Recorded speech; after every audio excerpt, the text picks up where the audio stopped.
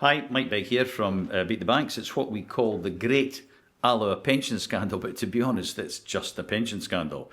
And, what are we going to be talking about? Well, what we're going to be talking about here is specifically something that we uncovered in a small area of Scotland. So we're talking about Alloa, talking about Stirling, we're talking about Falkirk, but we're talking about a small number of final salary pension schemes, probably the majority being Diageo and United Glass. Now, you have to bear in mind that the financial regulator, and every financial regulator since 1988 has had the common theme. The opening statement on anyone who's considering moving away from a final salary pension is, it's a bad idea. Well, why is it a bad idea? It's a bad idea because you know what? If you remain within your final salary pension, you've got zero risk, nothing to worry about. Let's be clear, nothing to worry about. Fund carries all the risk. You've got no charges. The fund carries all the charges. And thirdly, you've got a pension that's substantially inflation proof. You move your pension anywhere else, you've lost all that inflation proofing. As I say, the FCA, the current regulator, crystal clear about people who should be moved and shouldn't be moved. And I think it would be fair to say, Craig, that we haven't encountered one person where the advice should be to move. Would that be right? 100% right, Mike. Yeah, 100% right. Obviously, we've been working on the True Potential project really for the last 2 years, and obviously we're now at the stage we are getting cast iron results.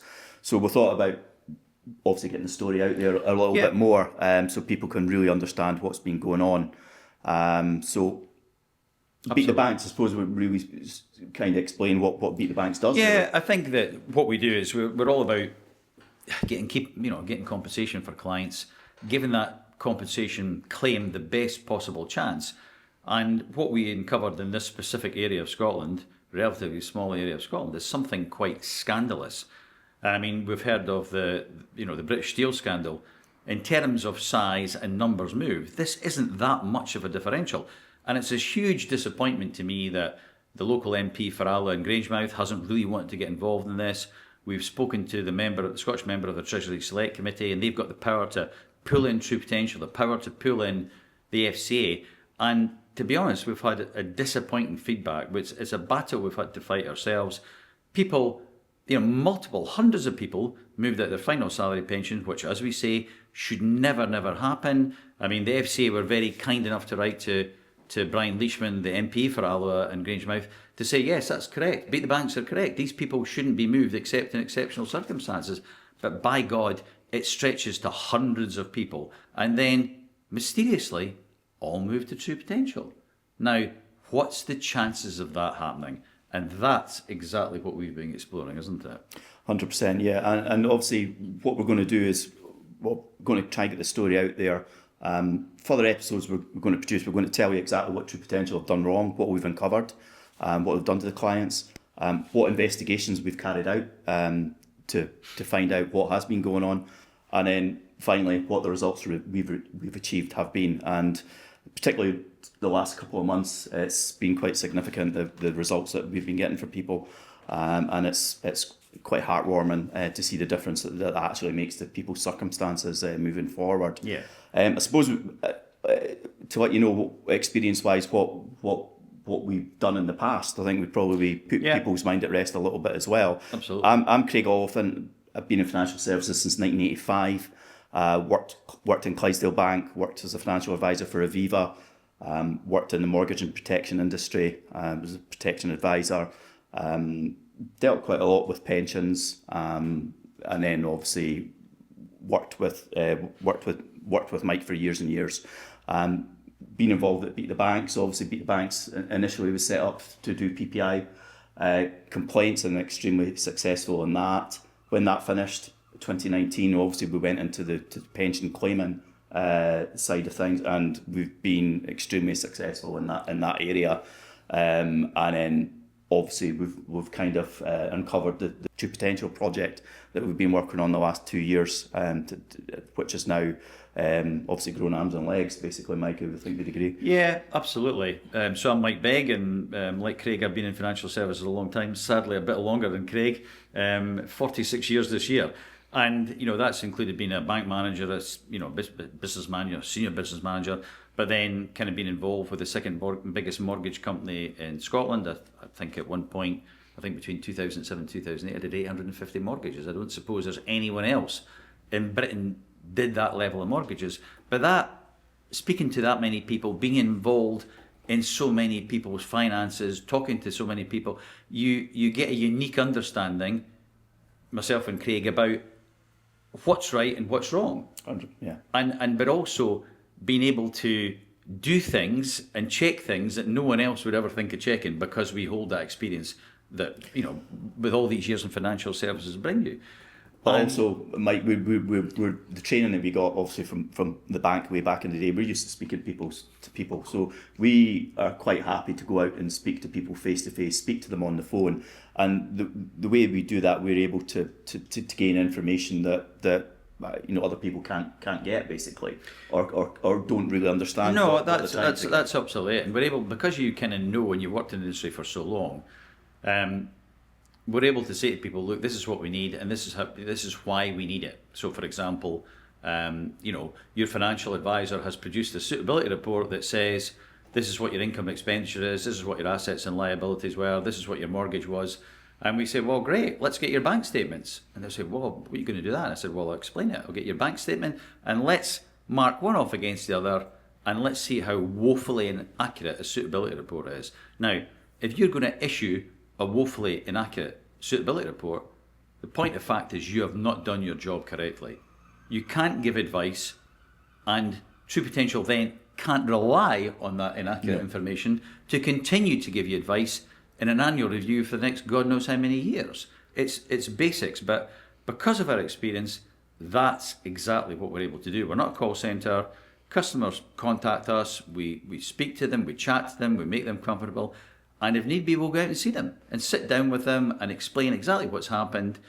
And, meeting people in the comfort of their own home builds up the trust. They're so much happier to talk to you because they see you're making that additional effort to come out and see them and to really find out what's happened to them as an individual, and then to see in turn if they're suitable to get compensation. Yeah, but also as well, is if they've got documentation that you think they might have, if you're sitting in their own home, they'll go and have a rummage for it. It's not that's the first time that's not happened. They'll disappear up into the attic and come down with this pile of paperwork, which is great.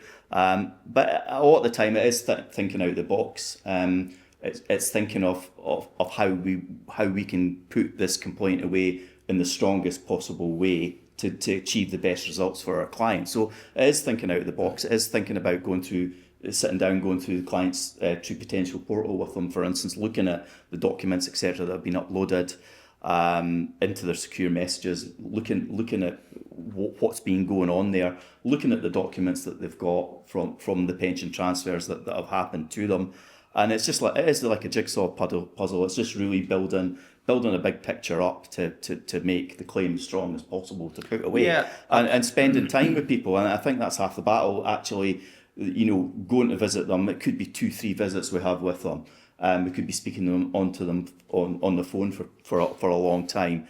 When we go and get the files from the provider as well, there's a lot of information that comes in to us. Some of these files can be, as I said, 1,500 to 2,000 pages long for one file from one company, and times that by 5. If we're going to 5 different places to find out what's going on. So there's a lot of information to bring in. And it's us basically having the expertise to go through that, to build the case as strong as possible, to give the client the best chance of getting compensation, rather than other people or other firms or other claims management companies basically just firing a letter off on the off chance that actually it might stick against the wall and there might be a claim there. We just don't do that. No, in terms of past achievements, look, we've recovered substantially more than 50 million for our clients, which is not bad. We're not a massive claims company. We're more about the client than the number. I think that's probably what we're all about. But also, look, in the past, we've when there's injustice, we challenge it. In terms of PPI, we went down, we met the Royal Bank and we told them that what they were doing was incorrect. We then spoke to executives at the FCA, and regretfully nothing else happened. Now, then compare that in comparison to Chrysler Bank, where me and Craig worked. We knew obviously their procedures inside out, and Clydesdale Bank were declining claims pre-2000. And we were able to prove, following substantial discussions with the FCA and giving them truckload of evidence, we were able to prove exactly what was going on, and the fact that they weren't doing their PPI redress in a consistent manner to what the regulations said. No. And as a result, the Clydesdale Bank were fined 20.7 million in April 15, and that was entirely our work. Yeah. Because we produced masses of evidence, and you just need to Google Beat the Banks or Mike Begg, Health Scotland or whatever, and you'll see about all the articles that we've had published. We are all about fighting for the client. That's exactly what we're all about. We're all about fighting for the client and righting wrongs, in essence. Yeah, and as I said, we will challenge the Financial Services Compensation Scheme and the Financial Ombudsman Service as well on that as well. We have discussions with them if claims need to go there. So we do have ongoing dialogue there, and yeah, we'll fight the client's corner in that respect there too. Really, just to give the client the best possible chance regarding obtaining compensation. We're not scared to take on the big boys. I think it's as we have proven in the past, as we've done, and it's been disappointing to me that we've reported, FCA fined Clydesdale Bank 20.7 million in April 15, but we've exposed equal or worse situations to the FCA, including what we have uncovered with True Potential and uncovered with particularly the independent benefit consultancy, what we've uncovered in terms of what advisors have done that have left industry. They've then gone back and contacted clients, preventing them put a claim in, writing false letters to them, telling them we can put a claim in for them when they don't have the FCA permissions to put a claim in. It's quite beyond belief, and that's then been brought to the Information Commissioner's Office as well. We don't stop. If we don't think it's right, we will continue to pursue it. And why do we do what we do? Because we enjoy it. I think that's, sadly, we enjoy what we do. We love what we do. Yeah. And we love righting wrongs and getting money back for people for something that shouldn't have been done to them in the first place. Yeah, it's a good news story at the end of the journey, and that journey can be, quite a substantial period of time as well. But to actually, to get a result out at the far end and to make a difference to people and their circumstances, and particularly with obviously on pension claims, it's people who are more or less retired. They are retired. They're 55, 60, 65, maybe struggling on their state pension or the pension that they've got, particularly with what's been going on in the economy recently. Yeah. If we can get a result over the line, the sort of money that that can get paid out could make a lot of difference to people, and that's what we get a kick out of, basically, more than anything else. Yeah, absolutely, more than. And in terms of how did we become aware of there may be issues with True Potential and how clients were onboarded, well, it just does not make any sort of common sense that you've got a whole host of advisors who have been involved either directly as a pension transfer specialist or referring someone to a pension transfer specialist and then getting the pension back to manage. It's completely unfeasible that subsequently these people, masses of them, have been moved yet again to True Potential. And when you see situations like that, you're thinking, well, how could this possibly be the case? Now, if we go back to April 2021, Money Marketing, and there have been many other articles about this, discussing the fact that True Potential have heavily incentivised advisors who move clients into True Potential funds. So we're talking as much as 8%. In fact, we now speak to other people who might have joined True Potential but decided it wasn't for them, and they were even going to get more than 8%. So let's just say somebody could have been paid up to 8%, or maybe even more than 8%, for transferring someone to True Potential funds. To be clear, if someone transferred a pension of 500,000, so if you transferred, let's say your Prudential pension, it was sitting there £500,000, that's to say that your advisor, for seeing you no more than 45 minutes, and only once, with no further visit, no further phone call, has then gained up to as much as £40,000. And as we say, let that sink in. That's what they've been awarded without your knowledge, and had you known that was going to happen, what would you have said? Well, I think in most people's case, when we've spoken to them and told them about that, that potentially that was the kind of reward and offer, they've said, I would have just shown the advisor the door, or much more brutal words than that. And it's clear, you can't move people and not tell them you're going to be incentivised, because you're not presenting them with all the facts in relation to the transfer that they need to know to make an informed decision. Would that be correct? Yeah, basically they've been moved. It's not in the client's interest that they've been moved. It's in the advisor's interest that they've been moved. Yeah. That's it in a nutshell. There's no, for a lot of the customers that we've spoken to, True Potential is a very technologically advanced platform. It's a tech platform. Everything that they do is on phone, iPad, laptop. That's it. There's nothing paper based at all about them. It's all that. And people have been moved to that. Can't really see the benefit of why we've been moved. Haven't really had an explanation why they've been moved. They just know that their advisors told them that's where they're going, and they're not been given any other options, Mike, at all, which they should have been. There's a variety of options that should have been given, and it should have been explained very carefully what all these options were. But the only option in reality they were given was the fact that you're moving to True Potential, which meant in turn, obviously, the advisor was going to pick up the substantial hidden commission in effect. But people weren't told you can switch fund with your existing provider, be it Pru or whatever.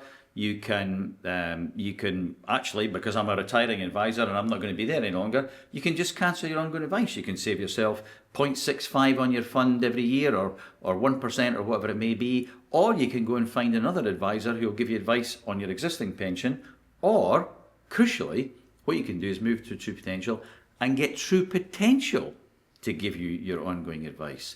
But no, consistently what we find is that we're only given one alternative, and that was move your pension into True Potential funds. That'd be correct. Yeah, and obviously the advisors that have done this, they've been the client's advisor for a number of years, so they will have built up trust there with the client, and the clients that we've spoken to basically are taking their word as gospel that this is the best thing to do, and that, well, he's my advisor, so it obviously it's the right thing to do. I'll just trust what he says, and that's normal human nature in that respect if you've built up that understanding. But really, the advisor hasn't acted in the client's best interests. They haven't told them, on many occasions, they haven't told them that they're going to be retiring and disappearing into the sunset. Sometimes that have, or they've come up with some other excuse. But typically what happens is the clients have found themselves at True Potential, and then a few months down the line, once they've been at True Potential, their advisor disappears off into the sunset, never to be heard of again.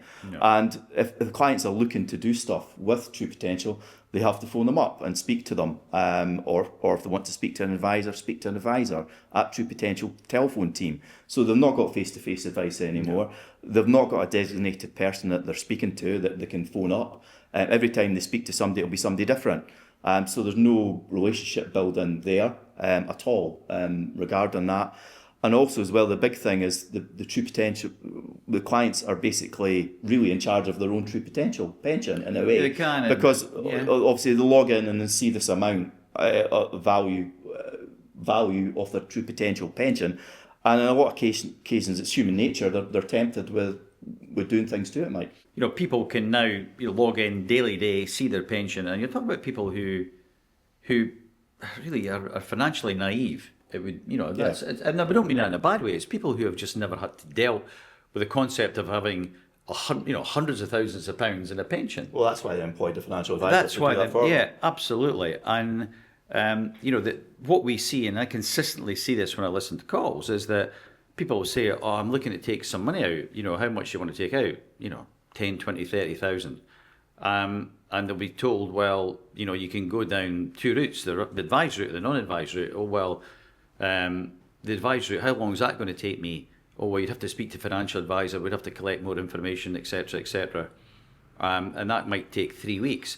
Or you can have your money on the non-advised route and that'll be much quicker. Yeah. I mean, I'm sorry, that's putting customers, to me, in a very precarious situation, because what we find is that people are taking money out, they're paying, in some cases, huge amounts of tax, which otherwise they wouldn't have been paying had they actually sat down face to face with an advisor and it had been explained to them exactly, what the purpose of their pension is, and not just that, have they been given some sort of cash flow analysis at every review, which we don't see, explaining how long their pension is going to last them? Because see, people taking out, the safe regarded level is 4 to 4.5% from your pension every year. I don't think I've seen anybody from that's taken 4 or 4.5. It's consistently more than that. And some people have totally nuked their funds. There's a few customers have got basically nothing left. Nothing left. Which is a dereliction of duty from True Potential as their advice firm. But financial advisors, if it's not the right thing for the client to do, they should be telling them no. No, it's not the right thing to do. If you disagree with your client, they're not order takers. Yeah, absolutely. We're not an order taker. If you're taking 30% out of your fund, there's clearly should be an obligation there for you to phone your client and say, look, wait a minute here, we need to sit down, well, not sit down, we need to have a long discussion, and what we need to do, the first thing is to get a full fact find from you, and now what we need to do is we need to do a full cash flow analysis. Then we need to see, why you're taking this amount of money out, because clearly it's not going to be sustainable, and at some point you're going to run out your fund. Now, we consistently say to people, look, it's very easy to understand the concept of you perhaps running out your pension when you're, say, 70 or 75 or whatever. And in some cases we will see they'll run out long before that. In some cases they've spent their fund. Yeah. But when suddenly you hit an older age and you don't quite have all your faculties, and one day you suddenly find there's no more money to come from your pension, that's a pretty sore hit to have. And people should never be put in that situation. It makes me personally very angry. It's the amount of tax, Mike, that the people have paid on this as well, and they don't understand.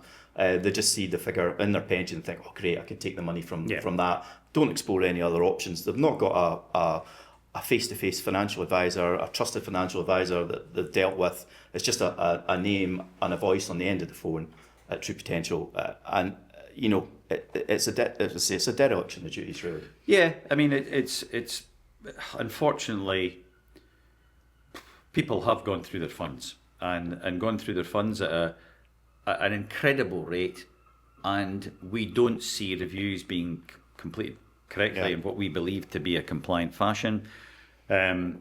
People basically go on and do these reviews themselves. They get sent a link, do your review. Yeah. And quite frankly, you could rattle through that review in 3 minutes. There's an online video, show you this is what you need to do.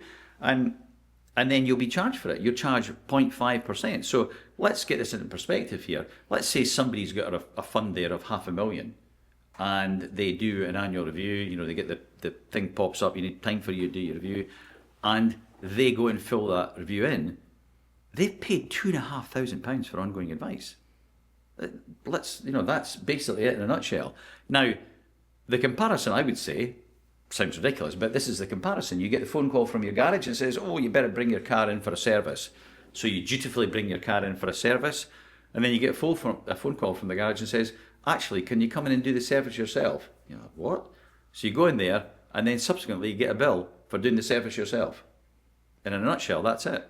That's what we see. Mm-hmm. And okay, at times there are interaction after this, online review is being completed, but seldom and not deep enough. And people may have conversations with financial advisors at True Potential, but there is not enough from what we see in the calls we listen to of people being told, right, we need to really know you as a client. We need to get a full fact find filled in. We need to get all your assets and liabilities, your income and expenditure, who you are as an individual. You're married, are you separated, are you divorced, whatever. But also, equally, we need to give you a cash flow analysis to make sure that you're not going to run out your fund, because if not properly managed, that's exactly what's going to happen. So basically, True Potential are kind of doing the bare minimum to actually get the ongoing advice. Sadly, it's basically. It's what we see in the phone calls now. And True Potential will probably disagree with that, but what we see in files and phone calls, etc. How big is the scandal of this? Well, as I say, if you've got literally hundreds of people around the Stirling, Alloa, Falkirk area, moved out of the big final salary pension schemes that would have been in that area, and then moved again to True Potential, truly until you check all these transfers, you don't know. But from what we've seen so far, it's not particularly good news for clients, I think would be fair to say. No. But then when you push that out, yeah. we then find that Yeah. it's the same story in other parts of Scotland. Certainly going down to the Alloa, Stirling, Tillycootery, Tullybody, Alva area, Socky, all the places down there regularly. You obviously more and more information comes out, and we thought it was maybe just one or two advisors in that area that we were dealing with, but as time passes, more and more are coming out the woodwork regarding this. Yeah. And that's in a relatively small area that we're speaking about. So from the full scale of it, it's obviously bigger than that area massive, completely. massive. And we are now obviously getting cases out with that area as well. And it's the same pattern of behaviour that we're seeing. Yeah. So it's not something.